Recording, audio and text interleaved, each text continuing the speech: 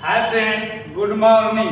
Welcome to Discovery Learning. आज हम लोग संविधान के भाग 4 को डिस्कस करने जा रहे हैं, जो है राज्य का नीति निर्देशक तत्व डीपीएसपी। हम लोग भाग 3 तक कवर कर चुके हैं। आपको वीडियो इसी चैनल पे मिल जाएगा, नहीं तो हम यहाँ आई बटन में वीडियो का लिंक लगा देंगे। आज जो है डिटेल चर्चा करते हैं, पूरे इस भाग को खत्म करेंगे एक ही वीडियो में। ध्यान से देखिएगा, कोई भी कॉम्पिटिटिव एग्जाम में यहाँ से यदि इस वीडियो का आप देख लेते हैं तो एक भी क्वेश्चन नहीं छूटेगा। हम पूरा क्वेश्चन और पूरा इसको जो है एक ही वीडियो में कवर करने का प्रयास किए हैं। तो स्टार्ट करते हैं। राज्य के नीति निर्देशक तत्व, इसको कहीं ना कहीं भाग में रखेंगे, तो इसको जो है संविधान के भाग 4 में रखा गया है। ठीक है, आर्टिकल 36 से 51 तक इसको रखा गया है और भाग 4 में रखा गया है। राज्य के नीति निर्देशक तत्व डीपीएसपी से भी इन्हें जाना जाता है, directive principle of state policy. अब इसको बात है कि इसको लिया कहां से गया है, तो इसको जो है इसको लिया गया है, भारत जो लिया है आयरलैंड के संविधान से लिया गया, और आयरलैंड ने है स्पेन के संविधान से इसको लिया था, उसको कॉपी किया था। और हम लोग आयरलैंड से जो है इस राज्य के नीति निर्देशक तत्व को कॉपी किए। थोड़ी और मोटी बात समझ लेते हैं कि मूल अधिकार को हम लोग न्यायालय में चुनौती दे सकते हैं। न्यायालय में जाकर उसके लिए हम मेरा मूल अधिकार का हनन होता है तो हम सुप्रीम कोर्ट, हाई कोर्ट पहुंचते हैं और उसके पर जो है सरकार या जो भी न्यायालय होता है उसको सजा सुनाती है। यानी कि यह जो है परिवर्तनीयशील है। क्या? मूल अधिकार हनन होने पर सुप्रीम कोर्ट और हाई कोर्ट जाते हैं। उसमें राज्य को कोई भी काम करने से रोका जाता है, लेकिन इसमें राज्य को काम करने का प्रयास करता है। हर एक आर्टिकल में आपको मिलेगा राज्य ये काम करने का प्रयास करे, वो काम करने का प्रयास करे। जैसे कुछ एग्जाम्पल से समझते हैं कि दवा मुफ्त मिलना, आप आत्महत्या नहीं कर सकते, आप चारों ओर घूम सकते हैं, आप भारत में कहीं बस सकते हैं, भारत में निवास कर सकते हैं, ये सब मूल अधिकार हो गया।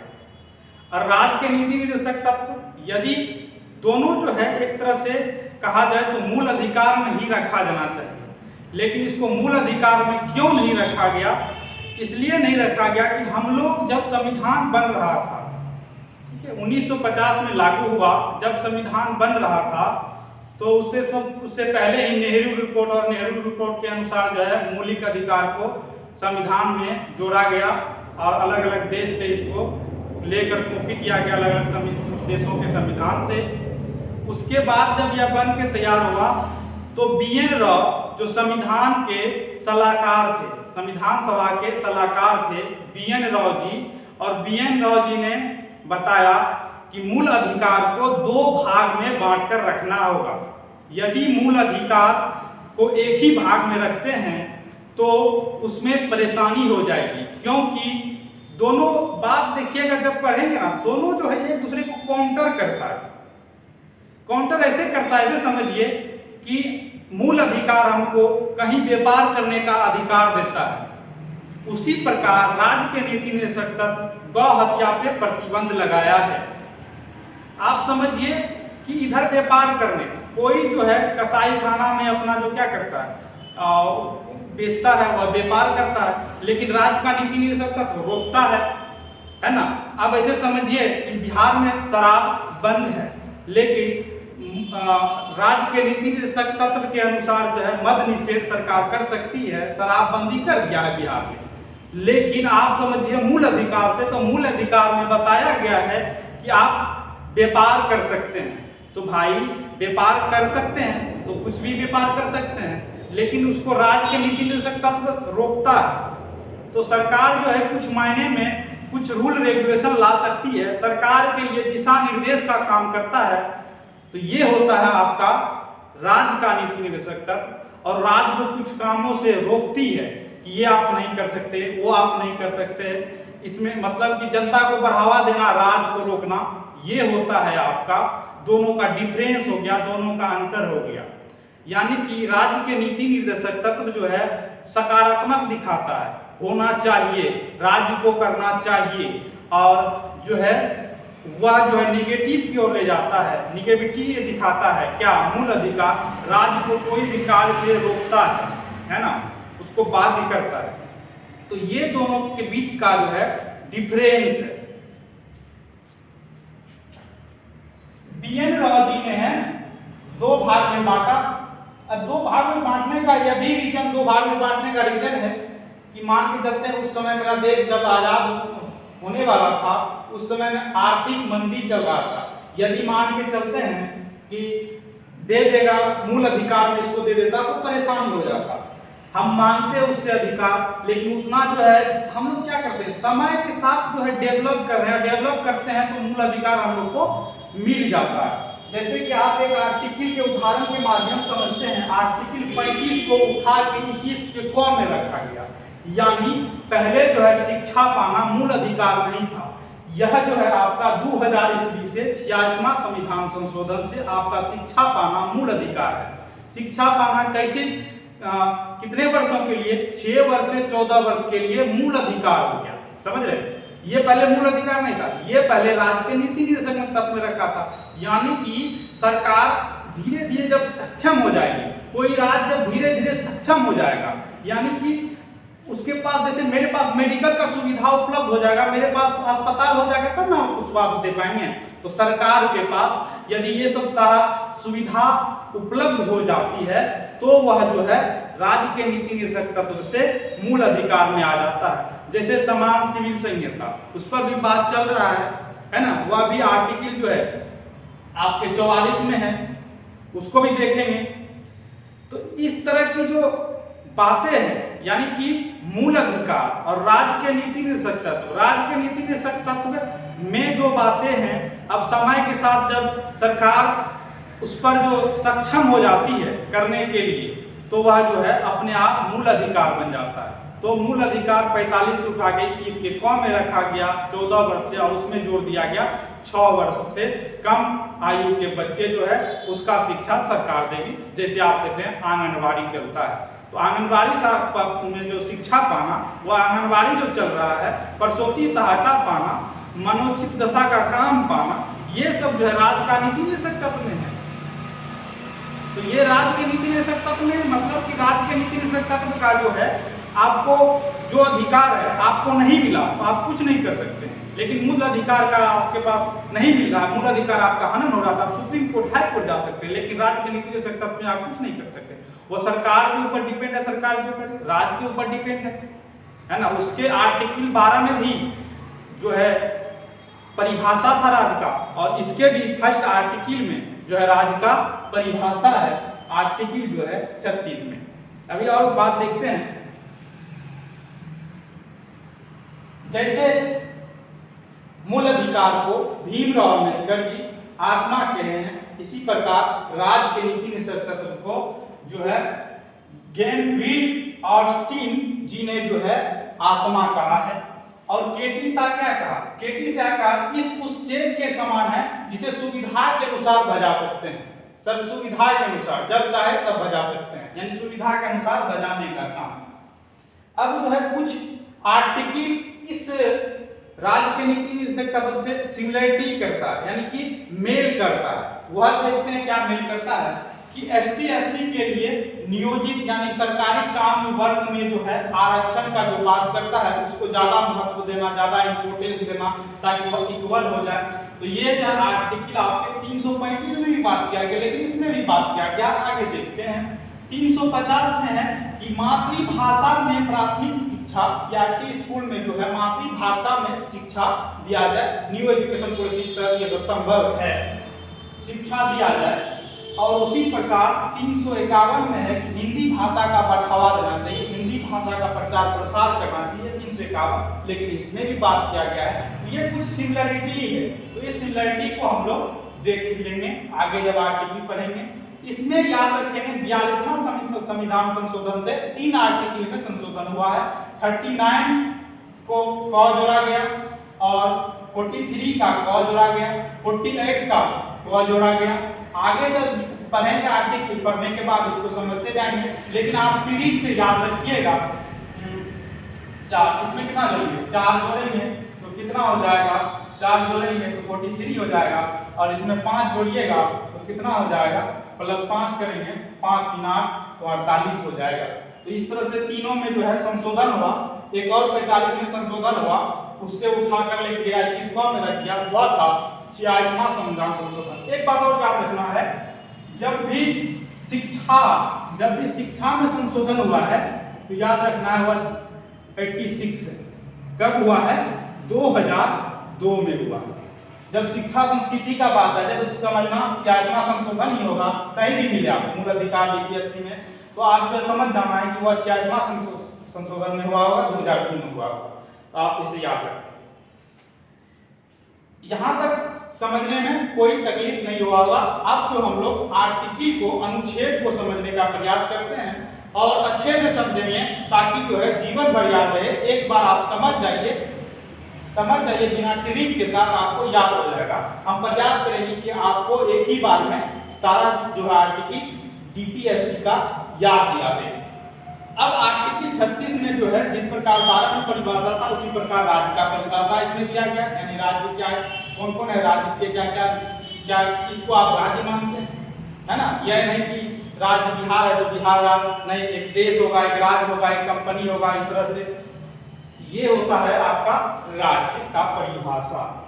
अब आर्टिकल 37 में ये नहीं ये कहा गया है कि आप इसको न्यायालय में नहीं ले जा सकते, न्यायालय द्वारा लागू नहीं कराया जा सकता है, न्यायालय द्वारा ये परिवर्तनशील है ही नहीं, ये चेंजेबल है ही नहीं, तो यह जो न्यायालय द्वारा नहीं लागू किया जा सकता है। अब आर्टिकल 58 में है कि लोक कल्याणकारी राज्य का सरकार जो है निर्माण, पहले ही सब आर्टिकल में रहेगा कि राज्य लोक कल्याणकारी राज्य का निर्माण करने का प्रयास करेगी या करना चाहिए। ये आपका जो है इस तरह से हर एक आर्टिकल में मिलेगा, यानी राज्य प्रयास करेगा, राज्य को ऐसा करना चाहिए। एक तरह से राज्य को दिशा निर्देश देता है। यदि कोई नेता में जाना चाहता है तो राज्य नीति निर्देशक को अच्छे से पढ़े, उसको दिशा निर्देश देता है। ये बात समझिए। अब आर्टिकल 39, अब 39 में संशोधन हुआ, यहाँ लिख दिए हैं 1979 में 42वां संविधान संशोधन। अब राज्य जो है अपनी नीति का जो संचालन करेगा, राज्य जो नियम कानून बनाएगा, उस कुछ बातें को जो है 5 बातों को वह प्रमुख रूप से ध्यान रखेगा, उसको ध्यान में रख के कोई नियम कानून रूल रेगुलेशन लाना होगा, नहीं तो दिक्कत का सामना करना पड़ जाएगा। तो क्या उसको ध्यान में रखना होगा। पहली बात उसको ध्यान में रखना होगा कि सभी स्त्री पुरुष के लिए जीविका का आप जो है साधन दिलाएं, साधन का उत्पन्न करें कि अपने जीविका कैसे चलाए, है ना, अपने जीवन यापन के लिए उसको काम दिया जाए ताकि वो अपना जीवन यापन कर सके। तो ये चीज होता है कि आप जो कोई रूल रेगुलेशन बनाए तो ऐसा नहीं बनाए कि उसके जीवन यापन नहीं हो पाए, उसके जो है काम में बाधाएं हैं, ऐसा आप कानून नहीं बना दीजिए। उसको भौतिक संसाधनों का वितरण जो करते हैं आप ध्यान में रखिए कि सबके पास पहुंचना चाहिए, है ना। भौतिक संसाधन के वितरणों में जो है जिससे वितरण आप कर रहे हैं, भौतिक संसाधन उसके पास दे रहे हैं, जैसे कि मतलब साइकिल दे रहे हैं, जैसे कि मान करते हैं सरकार ने मनोवाद बाइक अभी साइकिल दे रही है नीतीश कुमार, ये सब क्या राज्य की नीति निषेध में आता है। बालिका उत्थान, कन्या उत्थान, ये सब योजना देता है ना। अरे प्रकार का योजना सब चलता है, विधवा पेंशन, वृद्धा पेंशन, ये सब जो चलता है, आगे बात करते रहेंगे। तो ये सब क्या है, ये सब राज्य की नीति निषेध में आता है। नहीं मिलेगा तो आप कुछ नहीं, जैसे ये मिलता है समान निधि, किसान योजना, तो ये सब क्या है, ये सब राज्य की नीति निषेध में आता है और सरकार के ऊपर डिपेंड करता है आपको देना चाह रहे हैं या नहीं देना चाहिए, ठीक है ना। इसमें आप कुछ नहीं कर सकते हैं। तो ये होता है राज्य का नीति निषेध का पावर। अब भौतिक संसाधनों का जो है वितरण सही से कर पाए ताकि सबका हित का भलाई हो, जितने भी मेल फीमेल, जितने भी स्त्री पुरुष हो, सबका जो है हित का बात हो, हित का काम हो। आप जो है सरकार ऐसा नहीं कि धन जमा कर ले, अब टैक्स से जो पैसा आया उसको जमा कर ले, नहीं, उसको संचय कीजिए, उसको खर्च कीजिए, उसकी चीज में लगाइए ताकि सभी स्त्री पुरुष को काम मिल सके और उसको बेनिफिट हो सके। तो सत्ता में है तो इस तरह धन जमा नहीं होना चाहिए, इस चीज का ध्यान रखना चाहिए कि धन जमा नहीं होना चाहिए। समान कार्य समान वेतन, किसी भी स्त्री और किसी भी पुरुष से समान काम कराते हैं तो समान वेतन दिया जाना चाहिए। कोई मेल फीमेल, जैसे कि मान के चलते हैं हम टीचर है और कोई फीमेल जो है वह भी टीचर है, तो दोनों का जो है समान काम है तो समान वेतन मिलना चाहिए। आर्टिकल 39 के तहत राज्य को यह ध्यान रखना चाहिए, कोई जो है वह नियम कानून बनाता है, कोई विधि बनाता है तो उसमें यह बात ध्यान रखना चाहिए समान कार्य समान वेतन। अगर स्वास्थ्य का जो है दुरुपयोग नहीं करना चाहिए, यानी कि कोई जो है मान के चलते हैं बुढ़ापा है, अब जो कोयले की खदान में किसी से काम करा लेना है ना, उसके स्वास्थ्य का भी ध्यान आप रखिए, है ना, उसका जान का भी आप ध्यान रखिए। तो ये चीज आपको ध्यान रखना होगा और उसका जो है ST/SC जिसका शोषण ना हो, ये चीज को आपको भी ध्यान रखना होगा। तो ये हो जाता है आर्टिकल 39 में 5 प्रकार के जो है मुख्य बातें जिसको ध्यान में रखना चाहिए, यानी कि सभी मेल फीमेल को जीविका के लिए साधन उत्पन्न करना, भौतिक संसाधन को जो है हितों के लिए वितरण करना, उसके बाद है धन जमा ना हो इस चीज का ध्यान रखना चाहिए, समान कार्य समान वेतन, स्वास्थ्य का दुरुपयोग ना होना चाहिए, शोषण ना होना चाहिए। अब जो है 39 को आपको जोड़ा गया 1979 42वें संविधान संशोधन में। अब 42वें संविधान संशोधन में जो है समान न्याय और विधि सहायता को जोड़ा गया, कब 42वां संविधान संशोधन के तहत। अब इसको समझते हैं कि 42वां संविधान संशोधन 39 के क में जोड़ा गया कि क्या जोड़ा गया, विधि सहायता। विधि सहायता क्या होता है, आप देखते हैं कि वृद्धा पेंशन, विधवा पेंशन, किसी को दुर्घटना हो जाती है तो कुछ पैसे दिया जाता है, प्रोत्साहन राशि दिया जाता है, फर्स्ट डिवीजन वाले को अलग, सेकेंड डिवीजन वाले को अलग, अनुसूचित जाति को जनजाति को देखते हैं छात्रवृत्ति योजना, प्रोत्साहक योजना, साइकिल का योजना, ये सब जो योजना दिए जाते हैं सरकार की तरफ, है ना, समान निधि योजना, कन्या उत्थान योजना, तो ये अलग अलग प्रकार की जो योजनाएं चला जाती है सरकार के द्वारा, ये आर्टिकल के तहत इसी के तहत जो है संशोधन करने के बाद विधि सहायता दिया जाएगा। तो इसी से जो है वृद्धा पेंशन विधवा पेंशन मिलता है। लेकिन अब आज चाहे सरकार बंद करना तो बंद कर सकती है, आप क्या कर सकते हैं, कुछ नहीं, क्योंकि ये राजनीति सत्ता में आता है, आपका मूल अधिकार है ही नहीं। समझ रहे भाई? तो हम लोग 39 के क तक समझ चुके हैं। अब जो है अनुच्छेद 40 को समझेंगे और 40 को ऐसे याद रखना है 40, तो मतलब 40 संगठित होना, क्या ग्राम पंचायत का संगठित करना, उसके प्रति रूल रेगुलेशन बनाना, कैसे ग्राम पंचायत संगठित होगा, ग्राम पंचायत में क्या होना चाहिए नहीं होना चाहिए, कितने व्यक्ति पे ग्राम पंचायत होना चाहिए, ग्राम पंचायत में क्या क्या आवश्यकताएं होती है, ये राज्य जो है अपना दिशा निर्देश तैयार कर सकती है पंचायत ग्राम पंचायत बनाने के लिए। तो ये होता है आर्टिकल अनुच्छेद आपका 40। अब 41 को समझते हैं। 41 है कुछ दशाओं में काम, है ना, कुछ दशाओं में काम, शिक्षा और लोक सहायता पाने का अधिकार। अब जो है सिचुएशन को दिखा जाएगा, अब दोनों एक समान। देखिए ये 41 कुछ दशाओं में काम, शिक्षा और लोक सहायता पाने का जो है अधिकार, और अनुच्छेद जो है 42 काम की न्याय संगत, है ना, इसमें क्या है कुछ दशाओं में काम, शिक्षा और लोक सहायता पाने का अधिकार, यानी कि कुछ उसका दिशा, जैसे कि मान लीजिए बुढ़ापा है तो बुढ़ापा के अनुसार काम मिला जाना चाहिए, कोई जो है गर्भवती महिला है उसके अनुसार उसको काम मिलना चाहिए। अब कोई मतलब कि जो काम करने योग्य कमजोर व्यक्ति है तो उसने उसको भारी काम हथौड़ा मारने में रख दिया, भर दिन में वो बेहोश हो गया तो फिर तो दिक्कत हो जाएगी।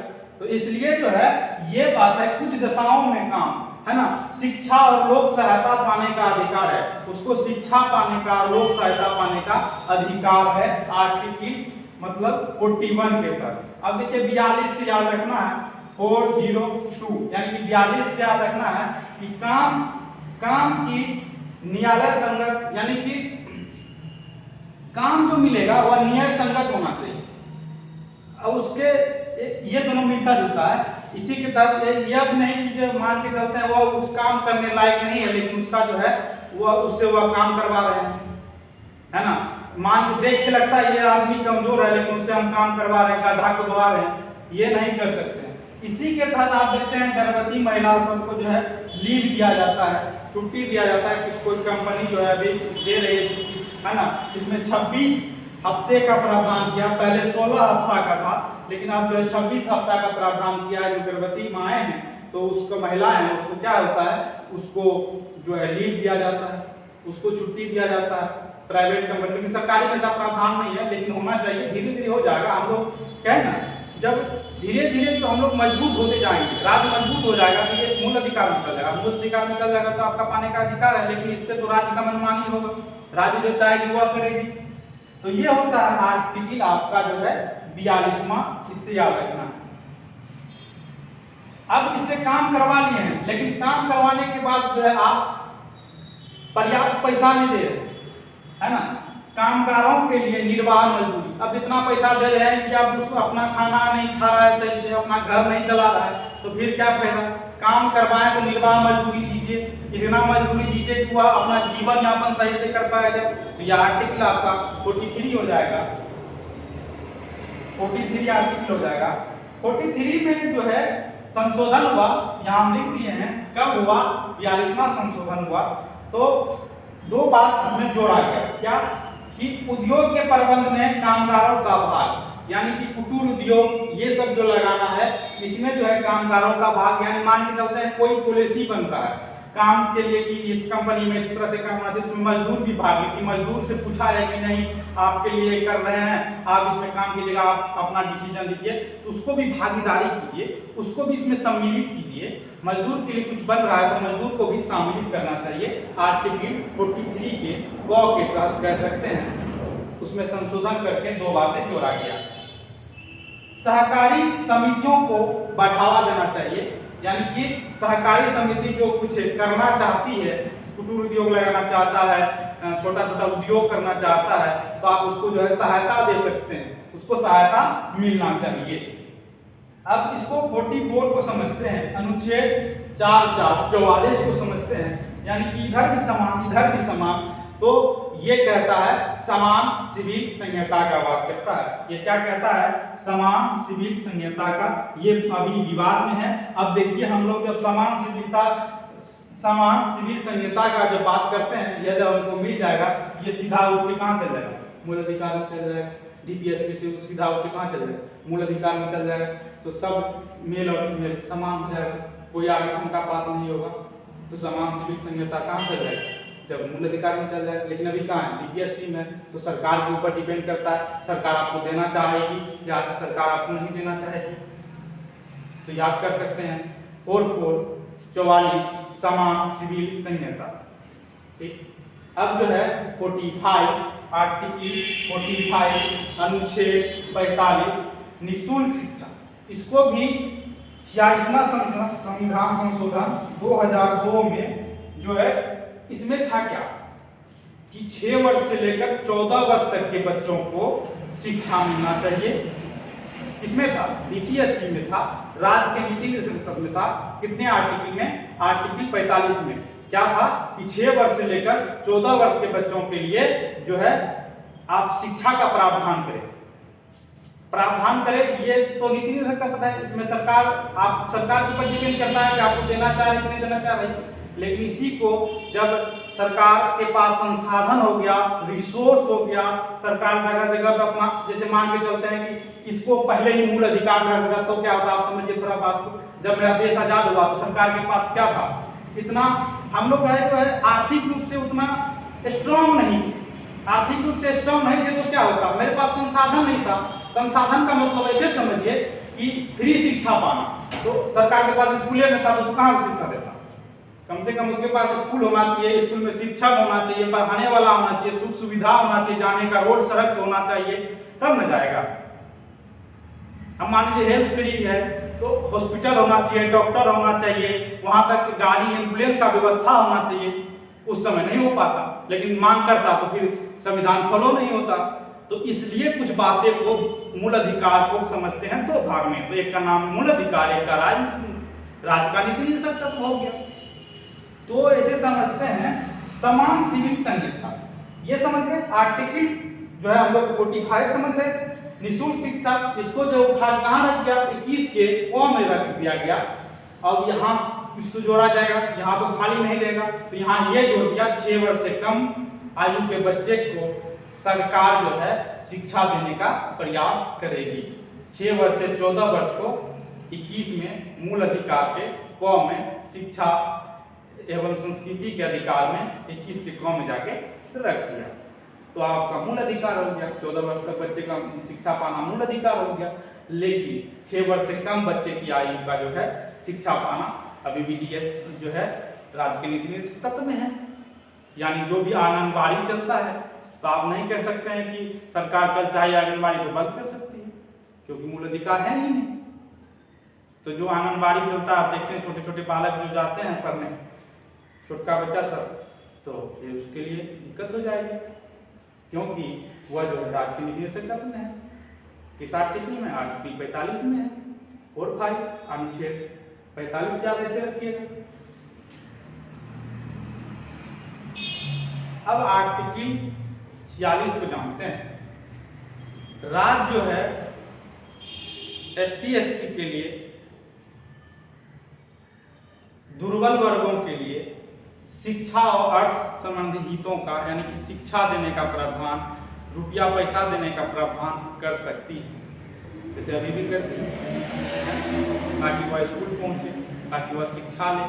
तो शिक्षा के हितों में अनुसूचित जनजाति के लिए जो है, जनजाति अनुसूचित जनजाति के लिए शिक्षा और आर्थिक रूप से मदद कर सकती है सरकार। ये आर्टिकल 46 में है, अनुच्छेद 46 में है, आप याद रखिए।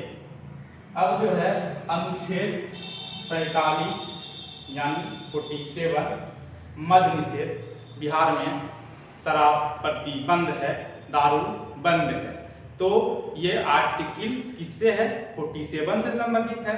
47 के तहत जो है सरकार को अधिकार है कि वह जो है नशीले पदार्थ पर रोक लगा सकती है ना।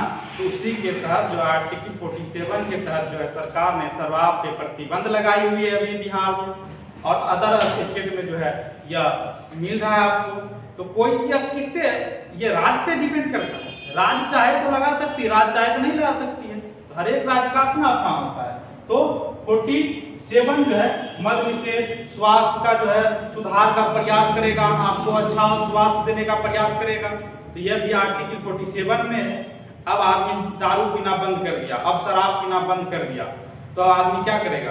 अब आदमी जब सोचने समझने लगा तो कृषि करने लगा, है ना। दिमाग खुला, दारू पीना बंद किया, नशा से मुक्त हुआ, दिमाग खुला, और वह कृषि में अपना योगदान देना प्रयास कर लिया, पशुपालन करना का प्रयास किया और दूध पीना स्टार्ट कर दिया। तो इसी से आप याद रख सकते हैं आर्टिकल 49 जो है यहाँ नहीं 47। अब देखिए 48 को याद रखेंगे कि कृषि पशुपालन को आधुनिक ढंग देना, ये राज्य का नीति निर्देशक तत्व में है। कृषि और जो है पशुपालन को आधुनिक ढंग देना, ये जो है राज्य के नीति निर्देशक में। और दुधारू पशु का वध पर रोक, गौ हत्या भी प्रतिबंध है। तो किस आर्टिकल के तहत? आर्टिकल 48 के तहत गौ हत्या प्रतिबंध है।